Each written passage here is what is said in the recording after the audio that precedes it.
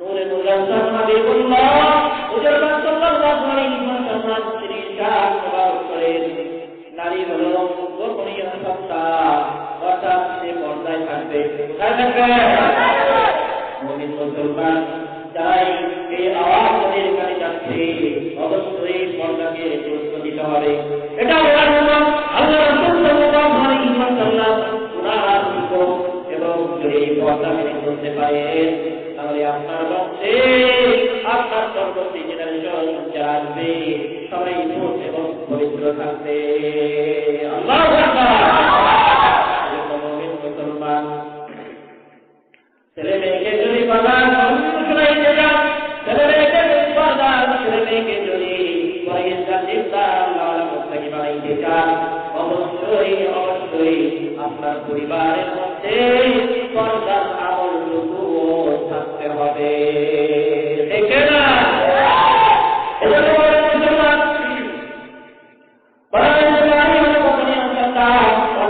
পর্দায় থাকবে, সে যখন ঘর থেকে বের হয় তখন শয়তান তার দিকে ঝুঁকি দেয়, অর্থাৎ বেগানা পুলিশের সামনে তাকে আকর্ষণীয় করে উপস্থাপন করে, তাকে আকর্ষণীয় করে উপস্থাপন করে। তিরমিজি শরীফ। এই জন্য মুমিন মুসলমান পর্দাকে অবশ্যই গুরুত্ব দিতে হবে, পর্দাকে অবশ্যই গুরুত্ব দিতে হবে। কারণ আল্লাহ রাসূল সাল্লাল্লাহু আলাইহি ওয়াসাল্লাম পর্দার ব্যাপারে অসংখ্য অগণিত হাদিস শরীফ বর্ণনা করেছেন। মহিলাদের পর্দার নাম অর্থাৎ যেটা ছিলারা কাপড়টা যারা সমস্ত শরীর থেকে রাখা জরুরি।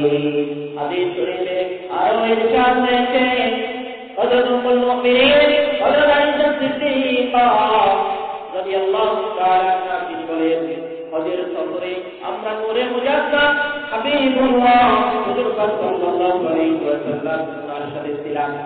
প্রতি বছর কোন কাফিলার মুসাফির হলে আমরা আমাদের চেহারার উপর নিকাব ফেলে দিতাম।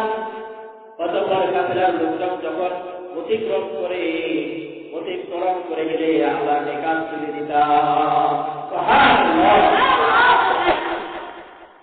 আল্লাহ রাসূল হাবিবুল্লাহ হুজুর সাল্লাল্লাহু আলাইহি ওয়াসাল্লাম উনার আলিয়াত ওয়াসুল মুমিনিন রাদিয়াল্লাহু তাআলা আনহুম উম্মুল মুমিনিন রাদিয়াল্লাহু তাআলা আনহা উনার প্রত্যেককে সুন্দরভাবে পর্দা করেছেন, যেটা উম্মতে মুহাম্মাদীর জন্য যেটা আমল করা ফরজ। এজন্য আল্লাহ রাসূল সাল্লাল্লাহু আলাইহি ওয়াসাল্লাম ওনার সময় প্রথম দিকে মহিলারা মসজিদে যেতেন, কিন্তু যখন পর্দার আয়াত লাগিয়ে গেল আল্লাহ রাসূল সাল্লাল্লাহু আলাইহি ওয়াসাল্লাম ওনার সময় তখন মহিলারা মসজিদে গেলেন না। হযরত ওমর ফারুক রাদিয়াল্লাহু তাআলা আনহু বলে নিষেধ করলেন যে হে মহিলারা, তোমরা আর মসজিদে আসতে পারবে না, পর্দার আয়াত নাযিল হয়েছে, তোমরা আর মসজিদে আসতে পারবে না। মসজিদে নামাজ পড়াকে তোমাদের ঘরের পুত্রের মধ্যে নামাজ পড়া হচ্ছে সর্বোচ্চ। সুবহানাল্লাহ। হযরত আয়েশা সিদ্দিকা রাদিয়াল্লাহু তাআলা আনহা উনিও নিষেধ করে দিয়েছেন, হে মহিলারা, তোমরা মসজিদে যেও না, তোমরা নিজেদের ঘরের মধ্যে নিজেদের পুত্রের মধ্যে নামাজ পড়ো, ওইটাই তোমাদের জন্য সবচেয়ে উত্তম। সুবহানাল্লাহ। এজন্য আল্লাহ রাসূল সাল্লাল্লাহু আলাইহি ওয়াসাল্লাম উনার হাদিস শরীফগুলো আমল করা খুবই সোজা। ইবনে আবি শামী নারীদের মুখমণ্ডল সেটা পুরুষের সামনে খোলা নিষিদ্ধ এবং হারাম। নারীদের মুখমণ্ডল বেগানা পুরুষের সামনে খোলা নিষিদ্ধ এবং হারাম। দলিল হচ্ছে খবরে স্বামী, কোন কিতাব? খবরে স্বামী, কিতাবের নাম খবরে স্বামী। তার মাঝে সকল ইমাম রাহমাতুল্লাহি আলাইহি ওনাদের তোমাকে মহিলাদের জন্য পর্দার কাপড় বোরকা চাদর ইত্যাদি দ্বারা মুখমণ্ডল সহ সমস্ত দেহ আবৃত করে রাখা অপরিহার্য। তবে মাআরিফুল কুরআন আজকে যারা ফতোয়া দেয় যে মহিলাদের মুখমণ্ডল পর্দা অন্তর্ভুক্ত নয়, এরা বর্তমান যুগে কালচার, এরা কি বর্তমান যুগের কালচার এবং মিথ্যাবাদী। এরা কোরআন শরীফ হাদিস শরীফের জ্ঞান এদের নেই, এদের কোরআন শরীফ হাদিস শরীফের বিন্দু মাত্র জ্ঞান তাদের অন্তরে নেই। এরা শুধু মিথ্যা কথা বলে মানুষকে বিভ্রান্ত করতেছে, জাহান্নামী করতেছে। নাউযুবিল্লাহ। এই সমস্ত মিথ্যাবাদীদের থেকে বেঁচে থাকতে হবে, এই সমস্ত মিথ্যাবাদীদের থেকে বেঁচে থাকতে হবে, যেটা আল্লাহ রাসূল সাল্লাল্লাহু আলাইহি ওয়াসাল্লাম হাদিস শরীফে বলে দিয়েছেন। রাসূলুল্লাহ সাল্লাল্লাহু আলাইহি ওয়াসাল্লাম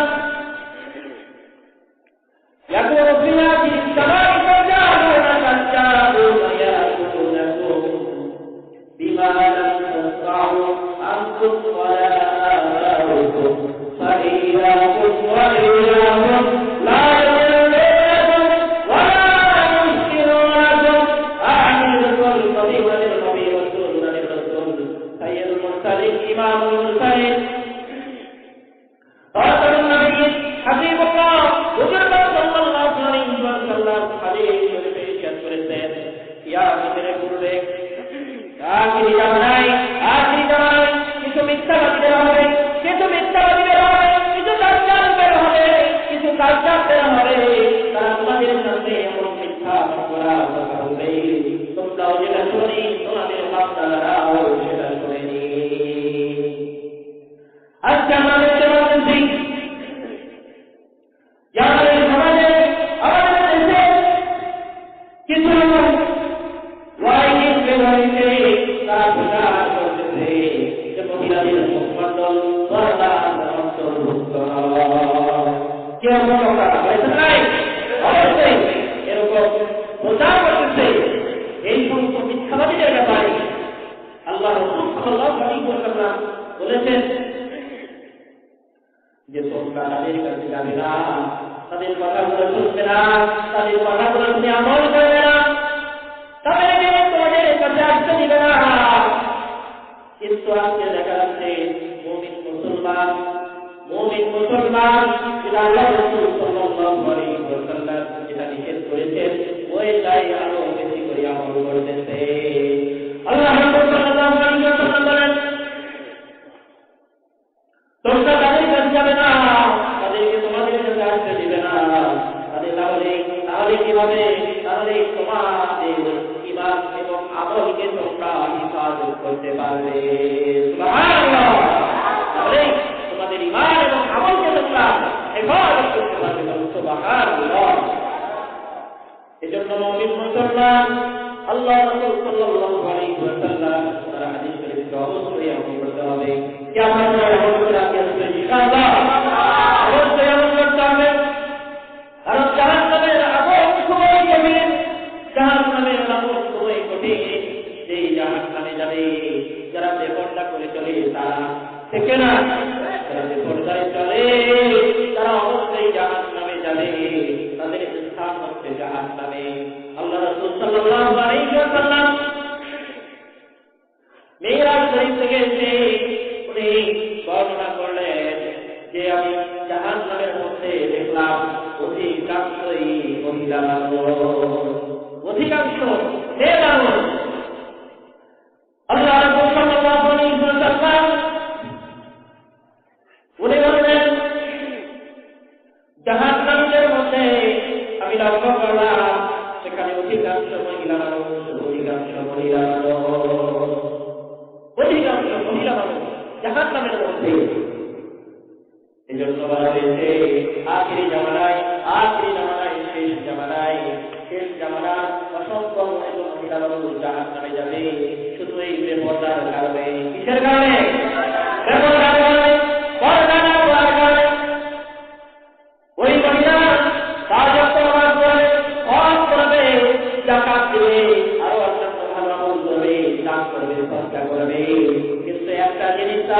হবে, সেই জিনিসটা হচ্ছে পর্দা। কে? সেই জিনিসটা হচ্ছে পর্দা। এই পর্দার ব্যাপারে এত সুন্দরভাবে আল্লাহ রব্বুল আলামিন পবিত্র কোরআন শরীফে আল্লাহ রাসূল সাল্লাল্লাহু আলাইহি ওয়াসাল্লাম হাদিস শরীফে সুন্দরভাবে বলে দিয়েছেন, পর্দা করার কথা। কিন্তু যারা এই পর্দাকে গুরুত্ব দেবে না, যারা পর্দাকে গুরুত্ব দিবে না, পর্দা করবে না, নিজে পর্দা করবে না, পরিবার পরিজন থেকে পর্দা করবে না, তাদের স্থান কোথায় হবে এটা সবাই নিজে নিজে উদ্ভাবন করলেই পারবে, ঠিক না? আল্লাহ রাসূল সাল্লাল্লাহু আলাইহি ওয়াসাল্লাম বলে দিলেন, আল্লাহ রাসূলুল্লাহ সাল্লাল্লাহু আলাইহি ওয়াসাল্লাম আত্মায়ুল্লাহ ইয়াদখুলুল জান্নাহ, তাই কখনোই জান্নাতে প্রবেশ করবে না, ঠিক না? এটা কি আমার কথা? আল্লাহ রাসূল সাল্লাল্লাহু আলাইহি ওয়াসাল্লামের কথা যে তাই ব্যক্তি কখনোই জান্নাতে প্রবেশ করবে না। আজকে দেখা যায় মেয়েদের লোক বেশি, এরা টাকা ইনকামের নামে এরা ব্যবসা বাণিজ্য থেকে শুরু করে চাকরি বাকরি সব জায়গায় চলে যাচ্ছে। কিন্তু বলা হয়েছে যদি এভাবে চলে যায় তার কি হবে? ওই সংসারে অশান্তির সৃষ্টি হবে, ওই সংসারটা ধ্বংস হয়ে যাবে। এভাবেই বেপরদায় চলতে চলতে কি হবে? তার স্বামীর সাথে আর করা হবে না। বাহিরের যেমন অন্যান্য পুরুষদের যারা দেখবে, অন্যান্য পুরুষের সাথে চলাফেরা করবে, অন্যান্য পুরুষের সাথে যখন কথা বলবে, তখন তার নিজের স্বামীটাকে আর ভালো লাগবে না। এজন্য আমরা দেখতে পারি আমাদের দেশে এরকম পেপার পত্রিকা, যারা পেপার পত্রিকা নিউজ খবরের কাগজ যাদের চোখে পড়ে না, এরা হয়তো চোখ বন্ধ করে থাকে, ঠিক না? এরা হয়তো চোখ বন্ধ করে থাকে। পেপার পত্রিকায় অহরহ দেখা যাচ্ছে 2-3 ছেলের মা ওই একজন যুবক ছেলের সাথে পালিয়ে গেছে। আবার দেখা যাচ্ছে 4 মেয়ের মা একজন যুবক ছেলের সাথে চলে গেছে। কি আছে নাই? আবার দেখা গেছে এই বেপরদার কারণে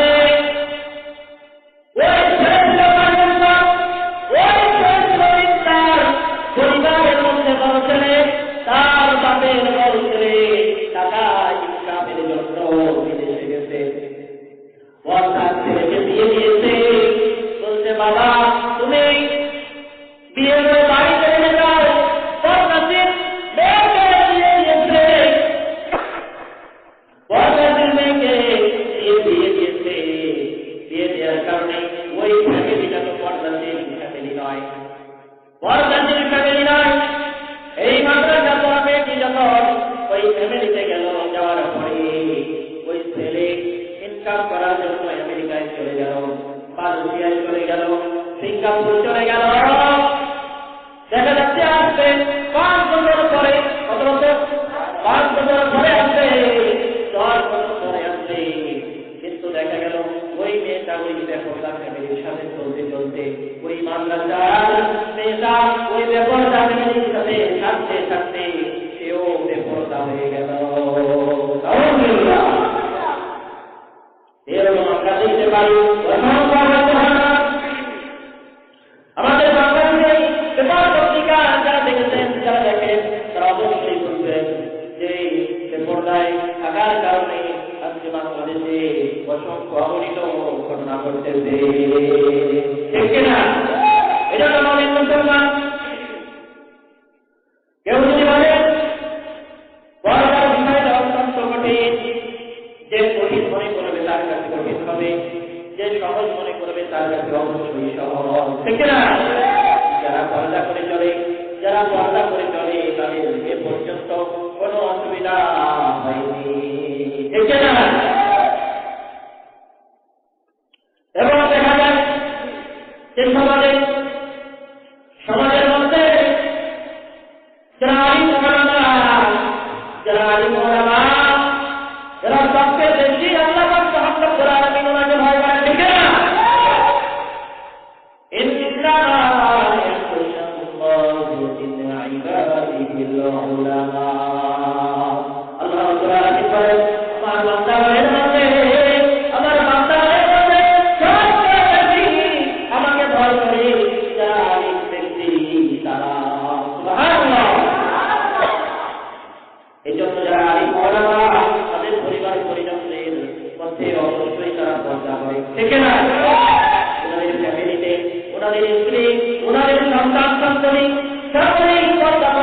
কিন্তু বাহিরের থেকে অর্থাৎ বাহিরের মহিলাগণ যখন তাদের সাথে দেখা করতে যায়, তাদের সাথে যখন দেখা করতে যায় তখন তারা কি বলে?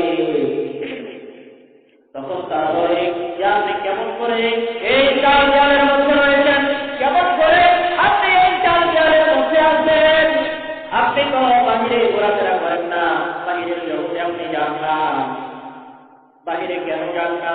যখন তাদেরকে উত্তর দেয় যে আমি পর্দা করি, আমি ইসলাম তাকে আমি সূক্ষ্মভাবে আমি মানার চেষ্টা করি, আমি বাইরে এসে পর্দা কেন হবো, আমি বাড়িতে যাবো না।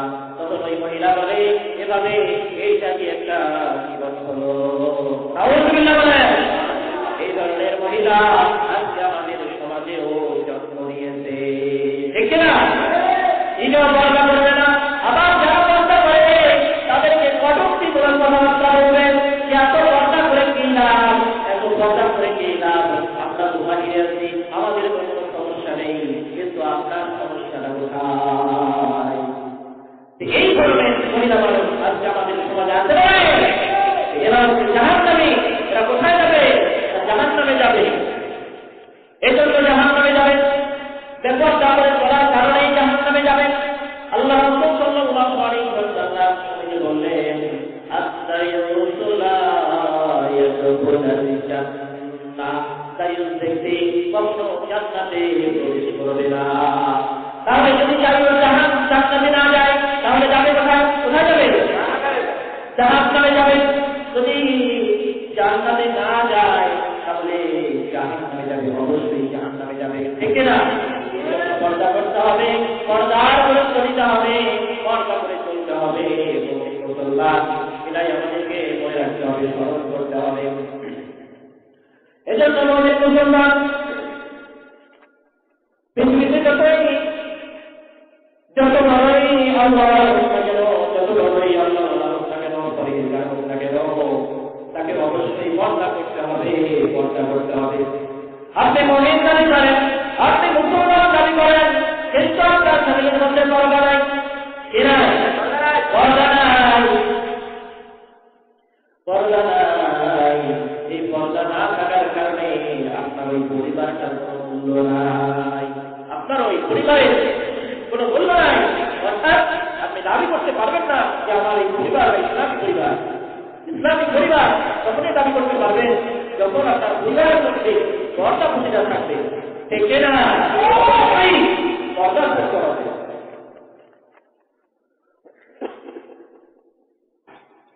এই জন্য হাদিস শরীফে বর্ণনা করা হয়েছে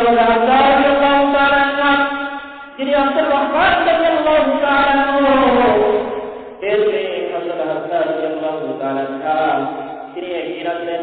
হযরত আয়েশা সিদ্দিকা রাদিয়াল্লাহু তাআলা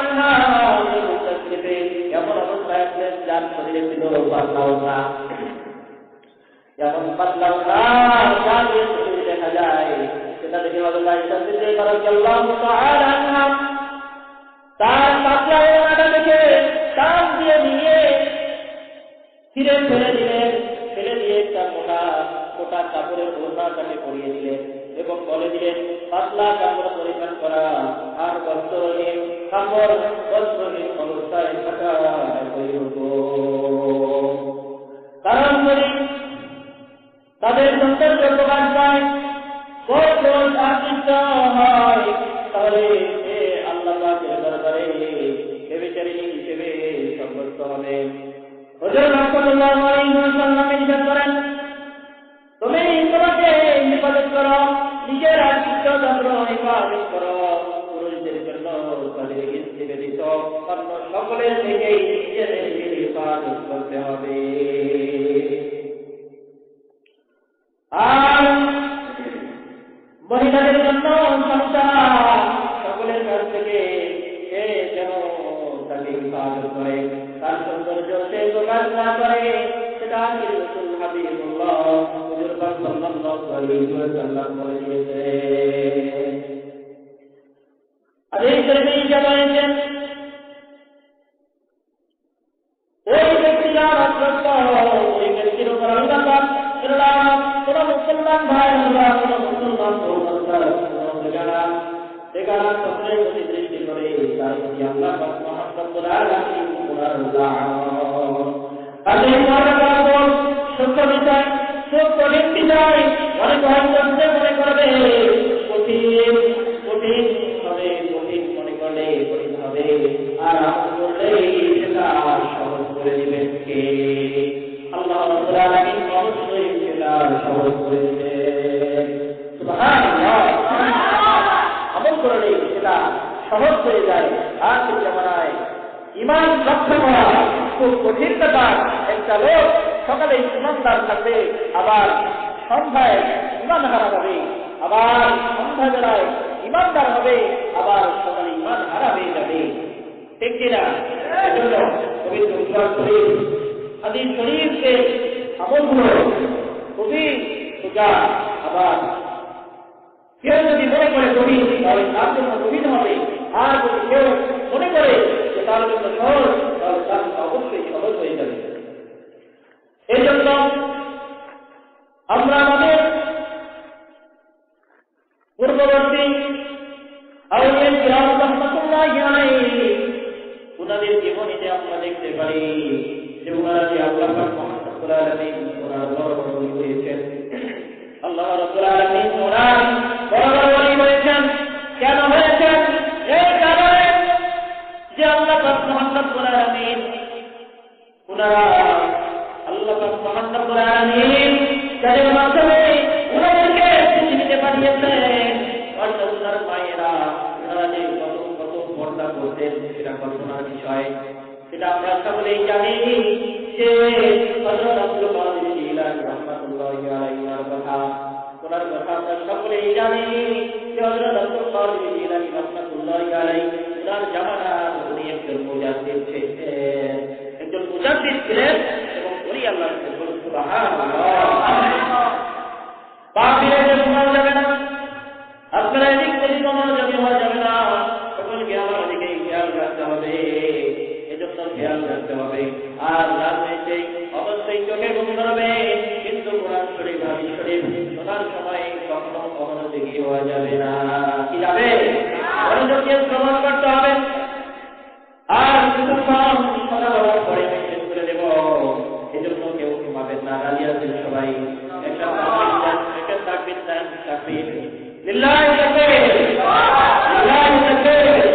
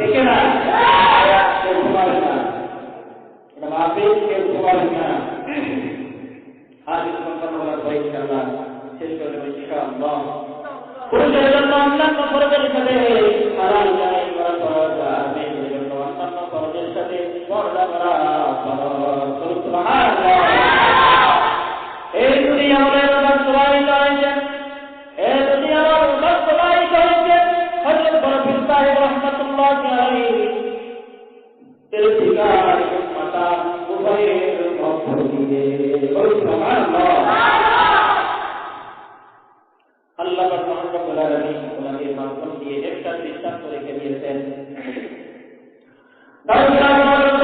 রহমতুল্লাহ ওনার পিতা তিনি জঙ্গিগ্রস্ত ছিল, অর্থাৎ যুদ্ধ ছিল। যুদ্ধ করতে করতে এলাকায় চলে গিয়েছিলেন, সেখান থেকে বাড়িতে প্রত্যাবর্তন করতেছিলেন। হাতে কোনো টাকা পয়সা ছিল না, নবীর তীর দিয়ে হেঁটে যাচ্ছিলেন। তিনি 3 দিন ধরে না খেয়ে অবস্থা। কয়দিন ধরে? 3 দিন ধরে না খেয়ে অবস্থা। হাতে কোনো টাকা নেই, পয়সা নেই, হোটেল নেই, রেলের চলা নেই, খাওয়ার কোনো ব্যবস্থা নেই। পাড়া প্রতিবেশী কারো কোনো দেখা সাক্ষাৎ নেই। ক্ষুধার কারণে মধ্যে হঠাৎ লক্ষ্য করলেন দরজা নদী দিয়ে একটা আপেল ফল ভেসে যাচ্ছে। সেটা থেকে ক্ষুধার কারণে পানি থেকে তুলে ফলটি খেয়ে ফেললেন। খাওয়ার পরে উনি কোন রকমে তিনি ইতমিনান লাভ করতে পারছেন না, মানে কোন রকম ইতমিনান পাচ্ছেন না, অস্থিরতায় ভুগছিলেন। সেভাবে রাত কাটালেন, সারা ওনার ঘুম হলো না। তাহাজ্জুদের নামাজ পড়া, তাহাজ্জুদের নামাজ পড়ে ফজর নামাজ পড়, ফজরের নামাজ পড়া হলো। উনি জিকির করলেন, কার গল্প হলো, আমার জীবনে আমি কখনো খারাপ খাদ্য গ্রহণ করিনি, কারো কোনো খাদ্য গ্রহণ করিনি না বলে আজকে একটা ফল খেয়ে ফেললাম ক্ষুধার তাড়নায়। এটা কতগুলো শরীয়ত সম্মত হলো, যাই না যাই না। উনি ফিকির করতে লাগলেন যে মালিককে খুঁজে বের করতে হবে আর মূল্য পরিশোধ করতে হবে। শরীয়তের মাসালা হলো জরুরত হারামকে মুবাহ করে দেয়। আমাদের হানাফি মাযহাব মোতাবেক একটা লোক 3 দিন ধরে না খেয়ে থাকলেন, ক্ষুধার কারণে হারাম খাদ্য তার জন্য মুবাহ হয়ে যায়। শরীয়তের ফতোয়া মোতাবেক ওনার আমল করা সুস্থ হয়েছে। কিন্তু উনি তো খুব বড় আলিম ছিলেন, উনি ফিকির করলেন উনি ফতোয়ার উপর আমল করলেই চলবে না, ওনাকে তাকওয়ার উপরেই আমল করতে হবে। সুবহানাল্লাহ। মালিককে বের করতে হবে। উনি সে চিন্তা করে 5 বছর বিপরীত দিক থেকে সেই গাছ তালাশ করতে করতে চলতে লাগলেন। কিছু দূর যাওয়ার পরে দেখতে পেলেন একটা বাগান, আপেল ফলের বাগান। কিসের বাগান? আপেল ফলের বাগান। সেটা দেখে উনি মনে মনে চিন্তা করলেন নিশ্চয়ই এটা এই বাগানের ফল, নিশ্চয়ই এই বাগানের ফল হবে।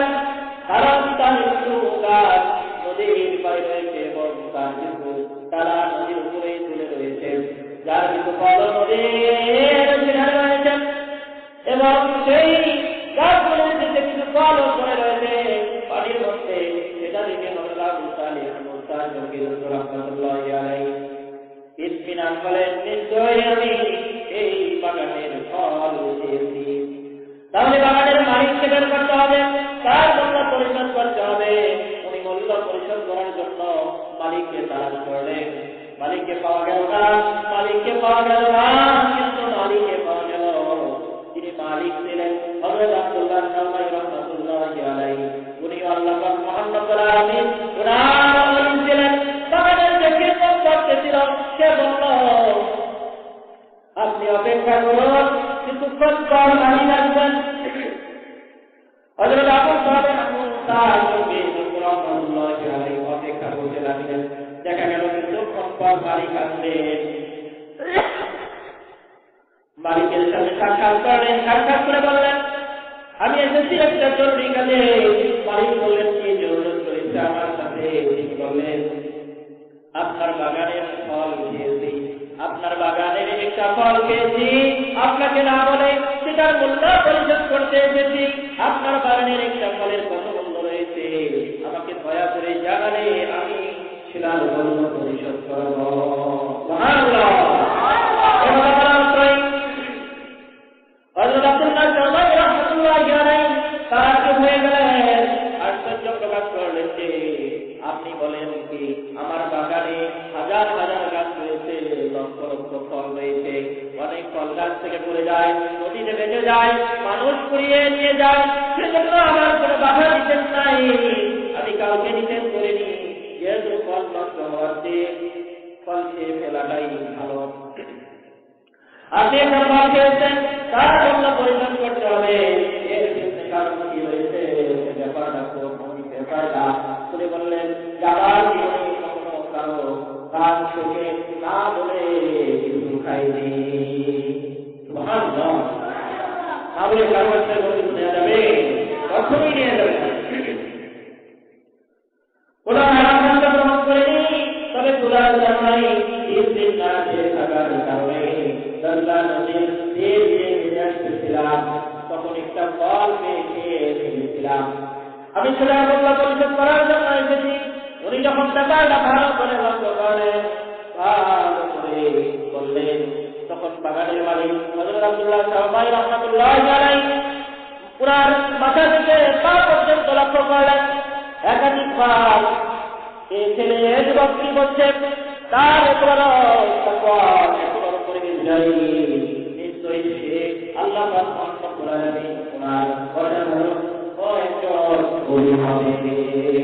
একজন অবশ্যই ওই হবে।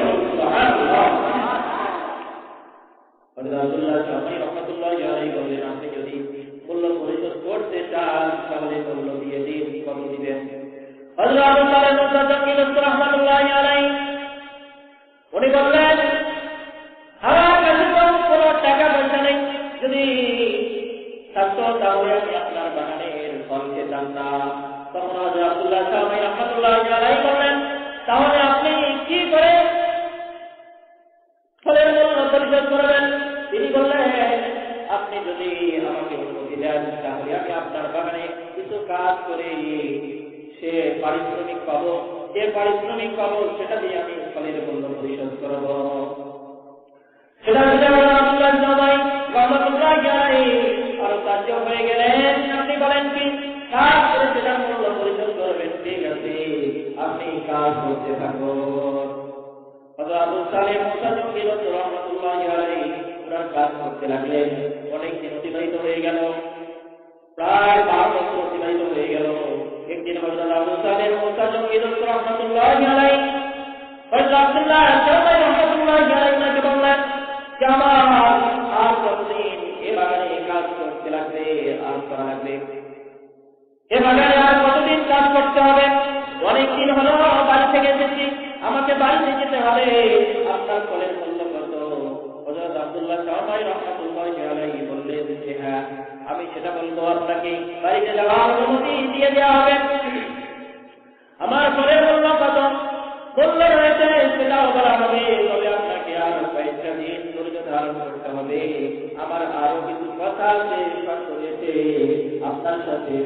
হযরত আব্দুল্লাহ সালেহ মুসা জঙ্গি রাহমাতুল্লাহ আলাইহি সেটা শুনে বললেন এই পরিস্থিতি অপেক্ষা করতে লাগলেন।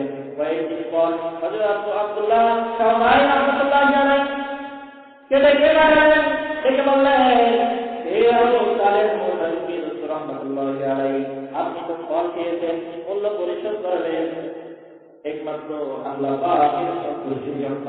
আল্লাহ রাসূল সাল্লাল্লাহু আলাইহি ওয়াসাল্লাম ওনার সন্তুষ্টির জন্য।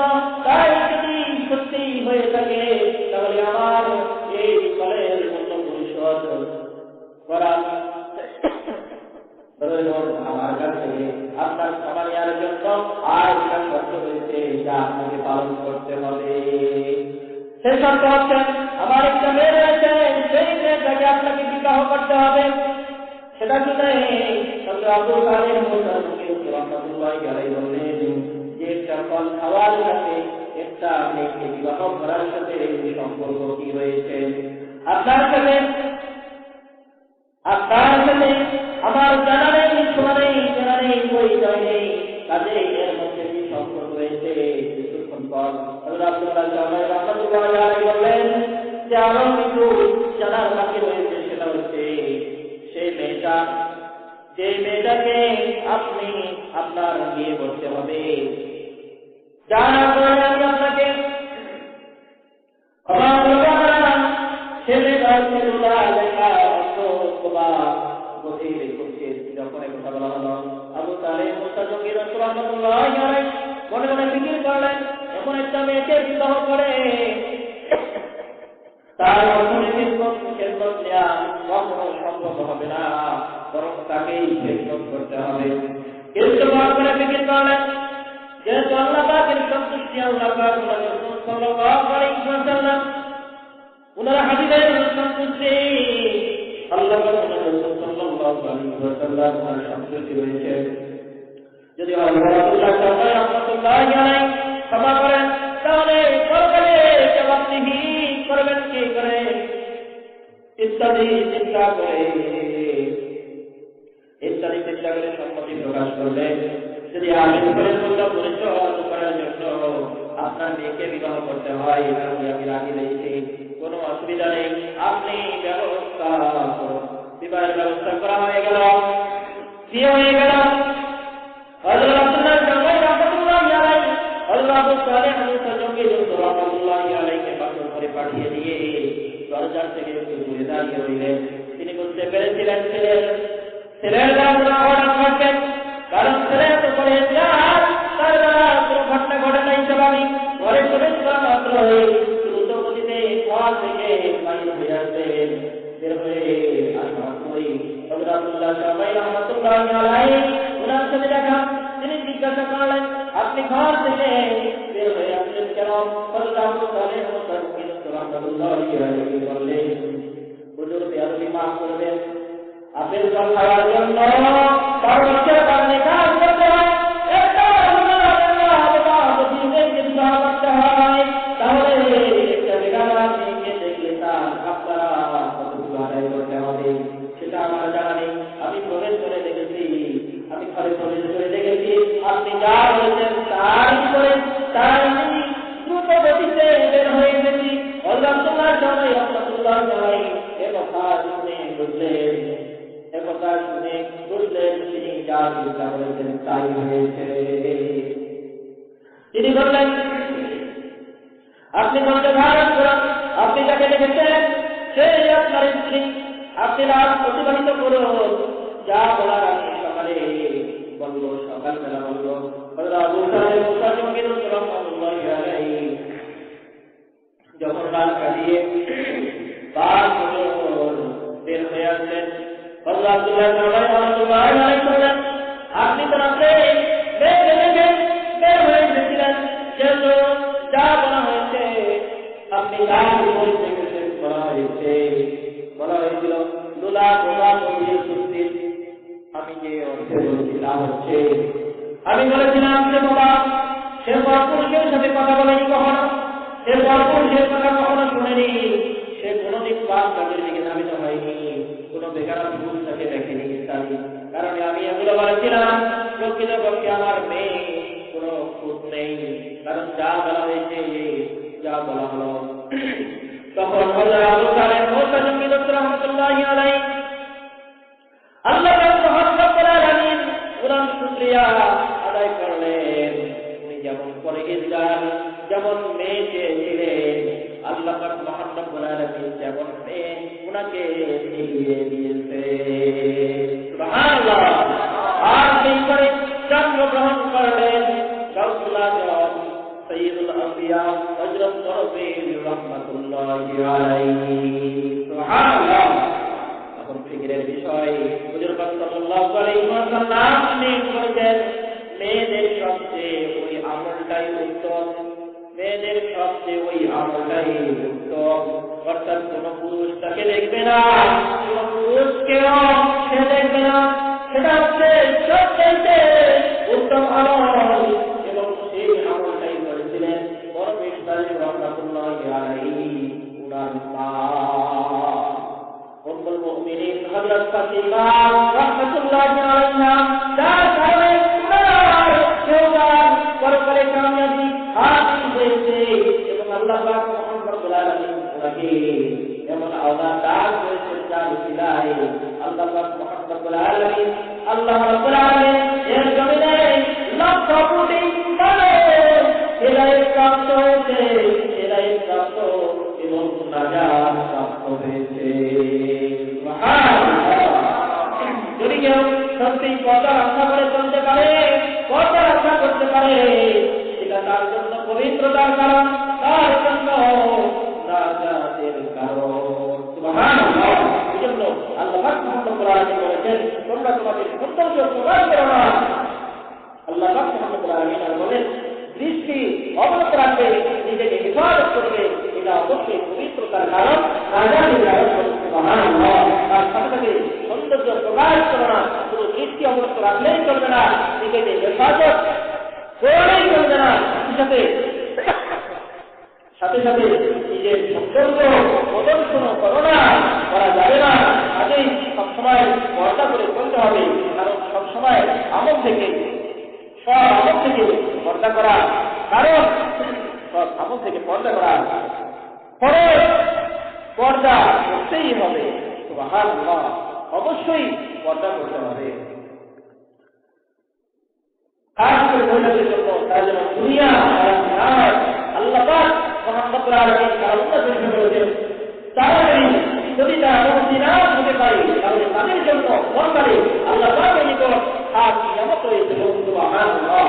যারা পর্দা রক্ষা করবে, স্বামীর খেদমত করবে, দুনিয়া ও তার সৌন্দর্য তারাই করবে না, দুনিয়ার সম্পদের আশায় ঘর থেকে বেরিয়ে এদিক থেকে ঘোরাঘুরি করবে না, আর অতিরিক্ত সম্পদের জন্য তারা নানা সুতা দিয়ে ব্যবসা চাকরি ইত্যাদি নানান কাজে মশগুল না হয়, স্বামীর খেদমতের মধ্যে মশগুল থাকে, আল্লাহ পাকের সন্তুষ্টি ও তার হাবিব সাল্লাল্লাহু আলাইহি ওয়াসাল্লাম ওনার সন্তুষ্টির জন্যই যেন মশগুল থাকে, তাহলে তাদের জন্য ইহকাল ও পরকালে ভালাই রয়েছে। এটাই আল্লাহ পাক মুহাম্মদ আলামিন বলে দিয়েছেন যে আল্লাহ পাক মুহাম্মদ আলামিন ইরশাদ করেন, হে ইমানদাররা, তোমরা নিজে বাঁচো এবং তোমাদের পরিবারের পরকে আগুন থেকে বাঁচাও। আল্লাহ বলেন, ইয়া আইয়ুহাল্লাযীনা আমানু কু আনফুসাকুম ওয়া আহলিকুম নার। আল্লাহ বলেন, হে ইমানদাররা, তোমরা নিজে বাঁচো এবং তোমাদের পরিবারকে জাহান্নামের আগুন থেকে বাঁচাও, যার ইন্ধন হচ্ছে মানুষ বাঁচাও, যার জন্য রয়েছে ওই সমস্ত ফেরেশতা যারা গুরুত্ব সহকারে মহান আল্লাহ পাক মুহাম্মদ আলাইহি ওনার আদেশ পালনে মশগুল। আল্লাহ পাক মুহাম্মদ আলাইহি ওনার আদেশের খেলাফ কাজ করবে না, করেন না, যার উপায় ওনারা সেটাই পালন করে থাকেন। আল্লাহ পাক ও তার রাসূল সাল্লাল্লাহু আলাইহি ওয়াসাল্লাম এর আদেশের খেলাফ করবে, তার জন্য এই কঠিন শাস্তি জাহান্নাম অপেক্ষা করতেছে। তাতেই নিজেকে বাঁচাও, নিজের পরিবারের বাঁচাও, তাহলে তোমাদের জন্য কামিয়াবি রয়েছে। সেটা আল্লাহ পাক রাসূল সাল্লাল্লাহু আলাইহি ওয়াসাল্লাম বলেছেন, অর্থাৎ দুনিয়াকে ভয় করো, মহিলা থেকে সতর্ক থাকো। দুনিয়াকে ভয় করো আর মহিলা থেকে সতর্ক থাকো। নিশ্চয়ই বনী ইসরাঈলের যে প্রথম ফিতনা সৃষ্টি হয়েছিল সেটা মহিলাদের জন্যই হয়েছিল। কাজেই তোমরা তাদের থেকে সতর্ক থাকো, দূরে থাকো। হাদিস শরীফে বর্ণিত হয়েছে, হযরত আবু উমামা রাদিয়াল্লাহু তাআলা আনহু হতে বর্ণিত, তিনি বলেন, আমি রাসূল পাক সাল্লাল্লাহু আলাইহি ওয়াসাল্লামকে বলতে শুনেছি, হুজুর সাল্লাল্লাহু আলাইহি ওয়াসাল্লাম এই জাতীয় তোমরা কয়েকটি মুখের দায়িত্ব নাও, আমিও তোমাদের জন্য জান্নাতের দায়িত্ব নিচ্ছি। সুবহানাল্লাহ। সাল্লাল্লাহু আলাইহি ওয়াসাল্লাম বললেন, তোমরা কয়েকটি জিনিসের দায়িত্ব নাও, আমিও তোমাদের জন্য জান্নাতের দায়িত্ব নিচ্ছি। কয়েকটি জিনিস হলো, তোমাদের মধ্যে যখন কেউ কথা বলবে মিথ্যা বলবে না। মিথ্যা বলবে, তোমাদের মধ্যে যখন কেউ কথা বলবে তখন মিথ্যা বলবে না, আমানত খিয়ানত করবে না। আপনার কাছে কেউ আমানত রাখছে, ওই যে আপনি কখনো খিয়ানত করতে পারবেন না। তিন নম্বর হচ্ছে ওয়াদা খেলাপ করবে না, ওয়াদা ভঙ্গ করবে না। 4 নম্বর তোমাদের দৃষ্টিকে নিম্নগামী করবে, তোমাদের দৃষ্টিকে অবনত করবে।